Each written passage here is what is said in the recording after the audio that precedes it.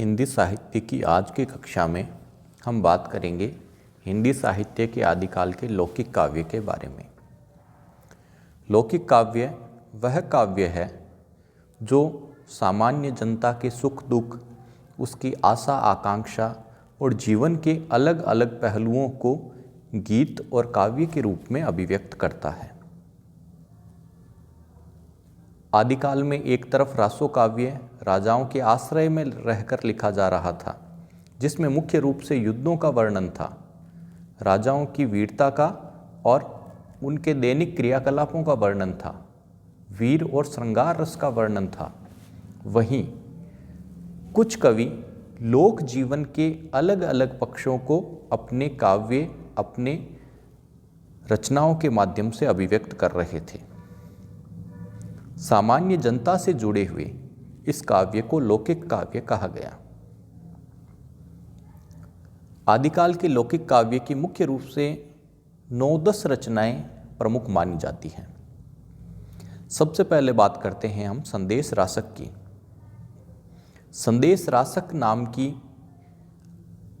परवर्ती अपभ्रंश की रचना अब्दुर रहमान ने 11वीं शताब्दी में लिखी।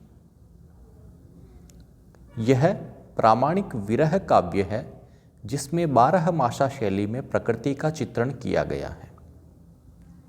12 मासा यानी एक वर्ष में जो 12 महीने होते हैं, उन सभी महीनों में प्रकृति में क्या क्या बदलाव आते हैं और उन बदलावों का मानव जीवन पर क्या प्रभाव पड़ता है, इन सब बातों को अब्दुर रहमान ने अपनी रचना संदेश रासक में अभिव्यक्त किया है।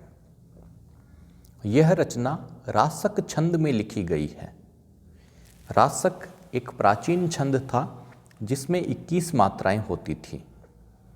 रासक छंद में लिखे जाने के कारण इसे रासक कहा गया और इस छंद में एक नायिका अपने प्रवासी पति या प्रियतम को संदेश भेजती है, इसलिए इसे संदेश रासक कहा गया।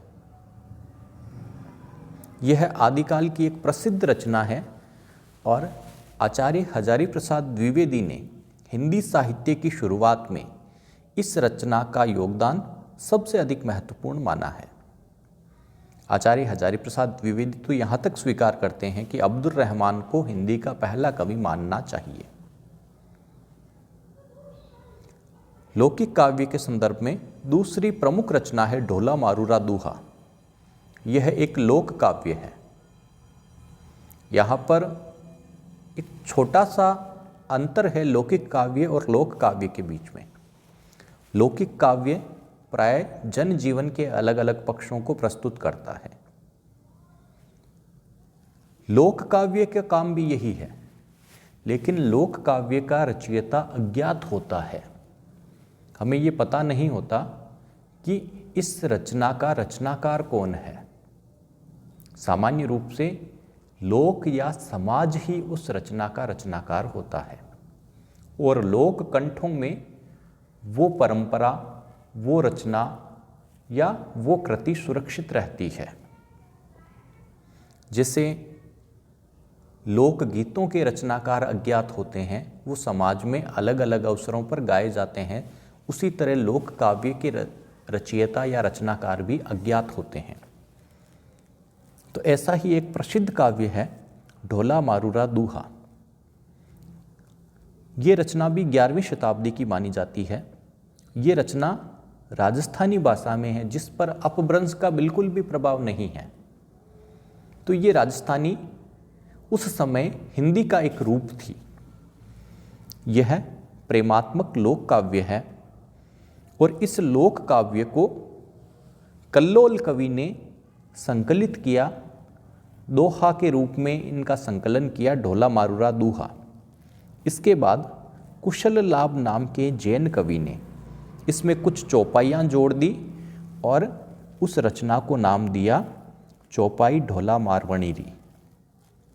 तो इस तरह ढोला मारूरा दूहा 11वीं शताब्दी की एक प्रसिद्ध लोक काव्य की रचना है जिसके रचयिता अज्ञात थे, लेकिन जिसका संकलन कल्लोल और कुशल लाभ नाम के कवियों ने किया। लौकिक काव्य की तीसरी रचना है राउलवेली। ये रचना 10वीं शताब्दी में लिखी गई। राउलवेली के बारे में एक खास बात यह है कि ये रचना शिलाओं पर, पत्थर की चट्टानों पर कुरेद कर लिखी गई। इसे हिंदी या अपभ्रंश गद्य की पहली रचना भी माना जाता है। यह एक चंपू काव्य है। चंपू काव्य वह होता है जिसमें गद्य और पद्य दोनों को शामिल किया जाता है। राउलवेली की रचना 10वीं शताब्दी में हुई और इसके रचयिता हैं रोड़ा नाम के कवि। रोड़ा कवि की रचना राउलवेली, जिसमें राउल नाम की नायिका के सौंदर्य, उसके श्रृंगार का वर्णन किया गया है। इसी तरह लौकिक काव्य की अगली रचना है वर्ण रत्नाकर, जो 14वीं शताब्दी में मैथिली भाषा में लिखी गई। इसे मैथिली भाषा का पहला गद्य माना जाता है। वर्ण रत्नाकर की रचना ज्योतिरीश्वर ठाकुर ने की। अपभ्रंश के प्रभाव से मुक्त 2 रचनाओं का उल्लेख राजस्थान के कवि दयाल दास की रचना राठौड़ारी ख्यात में मिलता है।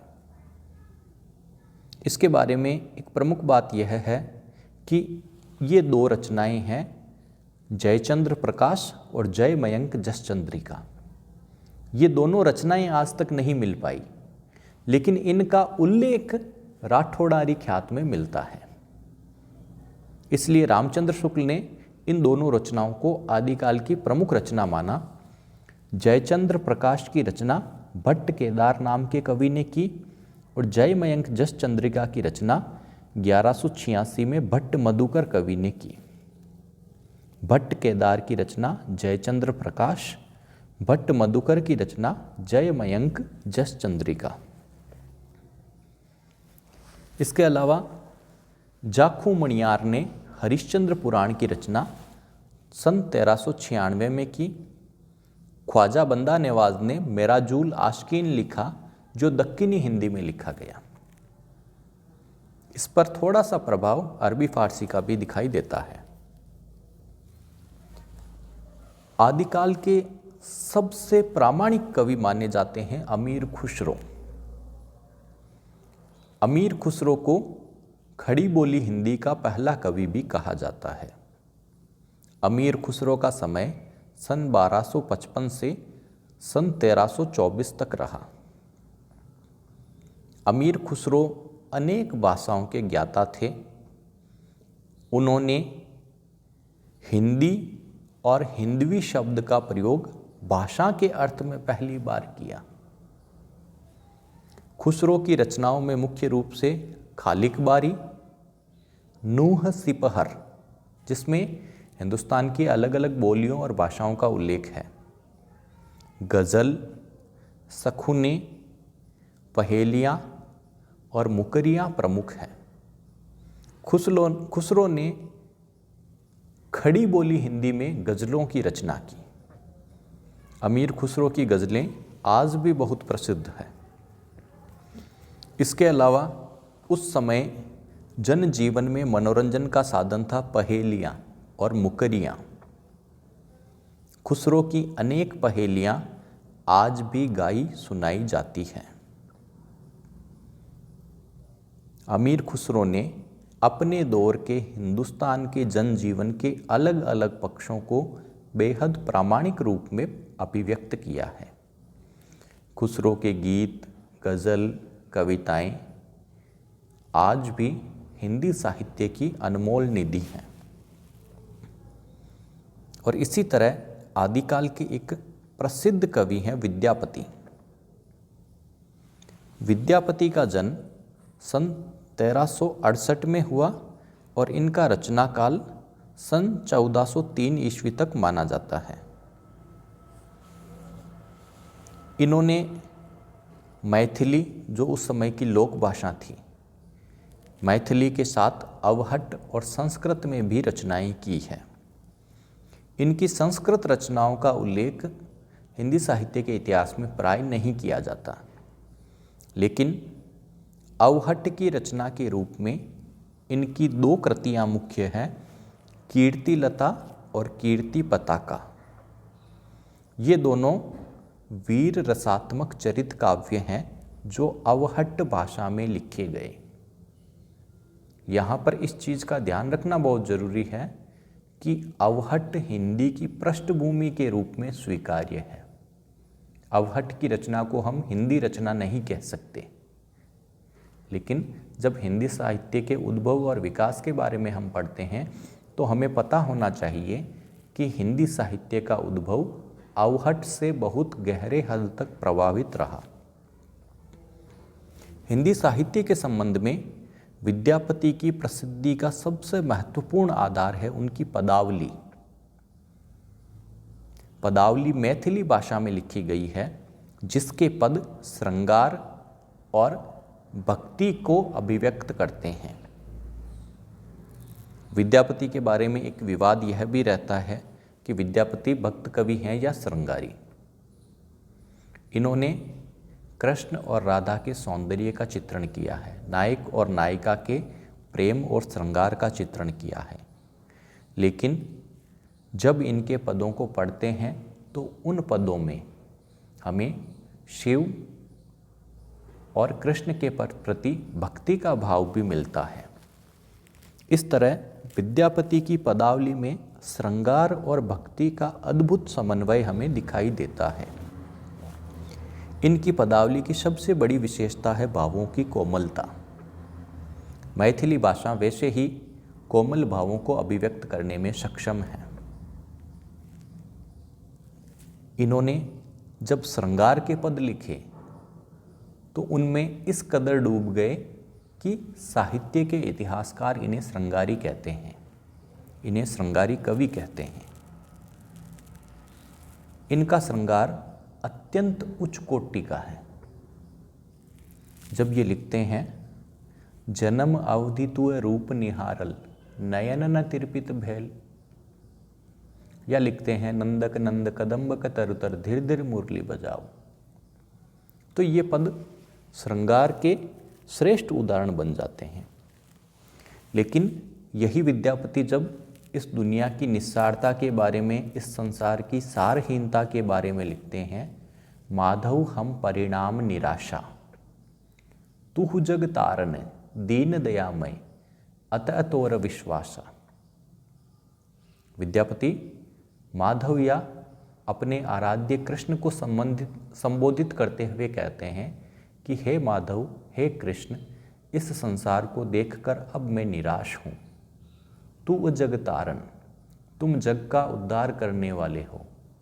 दीन दयामय, यानी दीनहीन दुखी व्यक्तियों पर दया करने वाले हो। अतः तोर विश्वासा, अतः अब मुझे सिर्फ तुम्हारा ही आसरा और विश्वास है। इस तरह विद्यापति की पदावली में एक तरफ श्रृंगार के भाव हैं, दूसरी तरफ उनकी भक्ति भावना अभिव्यक्त हुई है। तो ये है आदिकाल का लौकिक काव्य। कल हम बात करेंगे आदिकालीन रासो साहित्य के बारे में। धन्यवाद।